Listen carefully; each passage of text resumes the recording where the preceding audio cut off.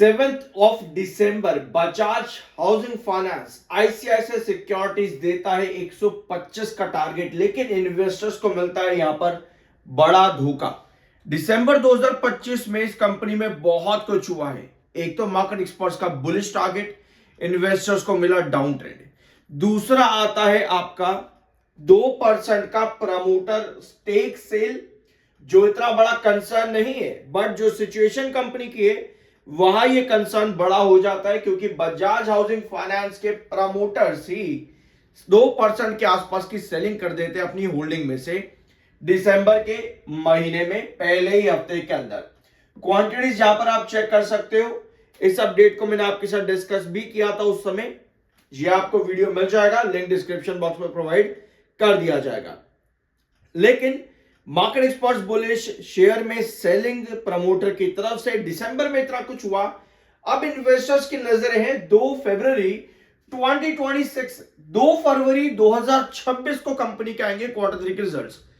अब ये पहले रिजल्ट्स हो सकते हैं जहां मार्केट एक्सपर्ट्स की एक्सपेक्टेशन कंपनी से थोड़ी सी बदले। ऑल्दो मार्केट एक्सपर्ट्स हमेशा से ही बुलिश रहे कंपनी को लेकर के, बट आने वाला क्वार्टर कंपनी में क्या पिछले सारे पाप धुला देगा? ध्यान से देखना इधर। कंपनी की सिचुएशन क्या है? क्या कंपनी बहुत बड़ी है? यस। मार्केट कैप जब आप कंपनी का देखते हो तो आपको नजर आता है भाई बहुत बड़ी कंपनी है, लेकिन मार्केट कैप भी पिछले कई महीनों में कंपनी का गिरा है, स्टॉक भी गिरा है। ठीक है, आप यहां पर देखो, यह है कंपनी का पिछले कुछ क्वार्टर्स के रिजल्ट्स। कंपनी का अभी तक का परफॉर्मेंस लिस्टिंग के बाद से 26% के highest revenue growth percent company देती थी। ठीक है, कंपनी लगभग आप कह सकते हो फ्लैट चल रही थी। काफी सारे क्वार्टर, लगातार 5 क्वार्टर कंपनी फ्लैट चल रही थी, लेकिन जून और सितंबर क्वार्टर आते ही कंपनी ने अपना वो फ्लैट स्टेबिलिटी ग्रोथ तोड़ दिया। 18% और 14% कंपनी का ग्रोथ 26% के एवरेज से गिर जाता है। कितना? लगभग 12% यहां पर गिरा और 8% यहां पर गिर जाता है। ये खराब सिचुएशन है, यहां पर आपको होना चाहिए कॉशियस। लेकिन ये एकमात्र रेवेन्यू ग्रोथ है। इसके पहले तक जब कंपनी 26% और 25% के बीच चल रही थी, स्टॉक आराम से 130 का रिस्ट्रिक्शन बना करके बैठा हुआ था और 110 पर बेस बना करके चल रहा था। लेकिन यहां पर कंपनी के रिजल्ट्स खराब आए और फिर सितंबर में भी खराब रिजल्ट्स आए, तो स्टॉक ने ये ट्रेंड अपना ब्रेक डाउन कर दिया। अब आएंगे कंपनी के दिसंबर के क्वार्टर, क्या पॉसिबिलिटी हम लेकर के चल सकते हैं? उसके लिए हम देखेंगे 2023 में। 2023 दिसंबर अगर आप कंपनी का रिजल्ट देखोगे तो कंपनी ने बढ़िया रेवेन्यू दिया इन कंपैरिजन विद सितंबर। ठीक है, 2024 में आते हैं। 2024 में भी कंपनी ने यही ग्रोथ को कंटिन्यू किया, यानी कि कंपनी इन कंपैरिजन विद सितंबर दिसंबर में बढ़िया रेवेन्यू दे रही है। बट ऐसा कंपनी के ऑलमोस्ट हर क्वार्टर में कंपनी एक बेंचमार्क लेकर के आ रही है 25% के एवरेज के साथ में, बट पिछले 2 क्वार्टर में वो एवरेज कंपनी का टूटा है, यानी कि कंपनी के जो बेंचमार्क्स है वो स्लो हुए हैं। किसी भी कंपनी पे आप इन्वेस्ट कर रहे हो, अगर वो मार्जिन कंपनी नहीं बना करके कंटिन्यू चल पा रही है तो वहां पर आपको कॉशियस होना चाहिए। अब दिसंबर में हमको ये दिख रहा है कि कंपनी सितंबर के कंपैरिजन में बढ़िया रेवेन्यू देती है।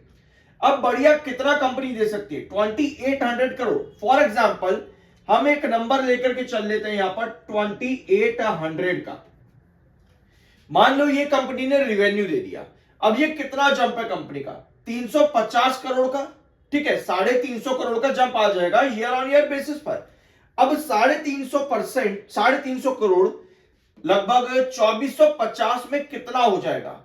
कितना परसेंटेज कंपनी यहां पर देगी? इसको कैलकुलेट करना और कमेंट बॉक्स में मेंशन करना है कि कंपनी फिर से 15% देगी या वापस 25% पर कंपनी आ सकती है।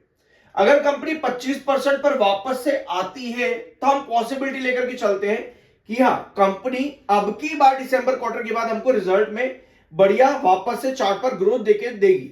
लेकिन 25% निकालने के लिए आपको क्या करना पड़ेगा? ठीक है, 25% इसका कितना हो जाएगा? 2500 का 25% एक बार हम अगर कैलकुलेट करें तो कितना निकलेगा? ये लगभग आपका 2500 है, तो हम यहां पर मार्क करेंगे आपका 500 और आपका ये चले जाएगा लगभग 600 करोड़ आप मार्क करके चल सकते हो यहां पे, ठीक है। 600 करोड़ यानी कि कंपनी को अराउंड 3000 करोड़ का रिवेन्यू देना पड़ेगा 25% के लिए, लगभग लगभग अप्रोक्सीमेटली लेकर के चल रहा है। आप इसको सही से कैलकुलेट कर लेना। अगर 25% कंपनी को ग्रोथ लाना है तो 3000 करोड़ का रिवेन्यू देना पड़ेगा कंपनी को। ओवरऑल अगर कंपनी 2800 करोड़ का रिवेन्यू भी दे देती है तब भी शायद 14% के ऊपर कंपनी रिवेन्यू ग्रोथ देगी। इसको एक बार कैलकुलेट कर लेना और कमेंट बॉक्स में जरूर बताना। ओवरऑल कंपनी को 14% के ऊपर का ग्रोथ चाहिए। अब इसके साथ में कंपनी का एनुअल प्रॉफिट ग्रोथ कितना है? सो एनुअल प्रॉफिट ग्रोथ कंपनी का सितंबर में आता है 18% और जून में आता है 21%। उसके पहले 54% कंपनी ने दिया था और तब तक कंपनी 110 और 130 तक चल रही थी आराम से। लेकिन पिछले 2 क्वार्टर कंपनी का एनुअल प्रॉफिट ग्रोथ भी गिरा है। यह भी एक कंसर्न यहां पर बन जाता है। नेट एनपीए एक बार देख लेते हैं यहां पर, ग्रोस एनपीए और नेट एनपीए। तो वो कंपनी का गिरा है, ये एक अच्छा साइन कंपनी के लिए। बट ओवरऑल फाइनेंशियल हेल्थ और जो मार्जिन कंपनी के होते हैं वहां पर कमी आई है। यह है कंपनी के क्वार्टरली रिजल्ट्स। इसके अलावा जो सबसे बड़ा कंसर्न है वो है इसकी होल्डिंग पैटर्न। अब प्रमोटर्स के पास तो स्टिल 88.70% की होल्डिंग थी। प्रमोटर को सेबी के नॉर्म्स और रेगुलेशंस के अकॉर्डिंग 75 तक लेकर के आना अपने आप को। तो 2% अगर प्रमोटर्स एग्जिट भी करते हैं, जरूरी यह है कि उस सेलिंग को आपके एफआईआई या डीआईएस बाय करें। लेकिन अगर आप एफआईआई और डीआईएस की होल्डिंग देखोगे, यहां पे ये है एफआईआई और ये है डीआईएस। सेकंड और थर्ड कॉलम एफआईआई और डीआईएस का रिस्पेक्टिवली। इनकी होल्डिंग अगर आप देखोगे लिस्टिंग के बाद से 1.68% से एफआईआई आपके हो चुके हैं, लिस्टिंग के बाद से 0.91% और डीआईएस आपके हो चुके हैं लिस्टिंग के बाद से 1.83% से 0.54%। यानी कि एफआईआई और डीआईएस लगातार सेलिंग करी है। और इनके अपोजिट अगर आप देखोगे पब्लिक को, तो पब्लिक 7.63 से लगातार खरीदती आई है 9.81%। ये परसेंटेज भले ही आपको कम दिखे लेकिन ये बहुत ज्यादा मैटर करता है तब जब कंपनी के मार्जिन गिर रहे हैं। अगर कंपनी के मार्जिन बढ़ रहे होते, भले ही होल्डिंग पैटर्न में थोड़ी बहुत कमी भी आती तो वो कंसर्न नहीं है। बट अगर कंपनी के मार्जिन भी गिर रहे हैं, होल्डिंग में भी कंपनी के कमी आ रही है, एफआईआई डीआईएस भी एग्जिट कर रहे हैं धीरे धीरे करके, तो ये बड़ा कंसर्न है। तो हमें जरूरी यह है कि दिसंबर का जो डाटा यहां पर अब आए ना, वह एफआईआई और डीआईएस की एंट्री शो हो जाए एटलीस्ट, ताकि इन्वेस्टर्स को भी होप मिले और कंपनी के फाइनेंशियल्स भी इंप्रूव करते हैं तो हम उम्मीद लगा सकते हैं कि आने वाले टाइम में कंपनी वापस से रिकवर कर जाएगी। अदरवाइज जिस लेवल पर स्टॉक ड्रॉप हुआ है रिसेंट क्रैश के बाद में, वहां से और गिरावट आती देखने को मिल सकती है। तो आने वाले दिसंबर क्वार्टर पर कंपनी का सबसे बड़ा फोकस रहेगा इस बार। इसके अलावा और क्या चीज हमारे पास में है? होल्डिंग पैटर्न आपका दिसंबर का आया है, लेकिन ये म्यूचुअल फंड का है जो कि डीआईएस में जाकर के ऐड होगा, जहां पर आदित्य बिरला सन लाइफ आपको नई एंट्री करते देखने को मिलते हैं। काफी सारे mutual funds, Bandhan balanced advantage, Bandhan financial, Motilal Oswal, ICICI prudential, इन सभी ने नई होल्डिंग ऐड करी है अपनी। क्वांटिटीज भी अच्छी खासी है, 1,26,31,000, 1,25,15,000, 36,84,000, 9,52,000 और 8,32,000।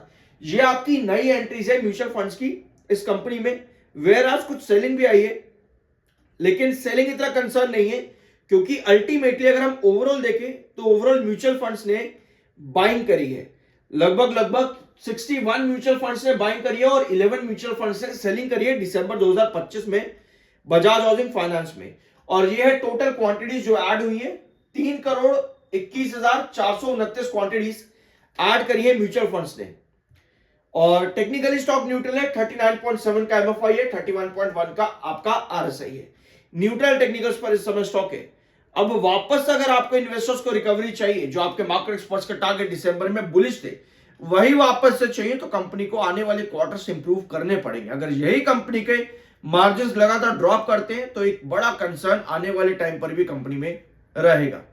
तो यह था आज का वीडियो। आई होप कि इस वीडियो में आपको कुछ नया जानने और सीखने को मिला होगा। सब्सक्राइब जरूर कर देना। I am NISM 7 certified. मिलता अगले वीडियो में।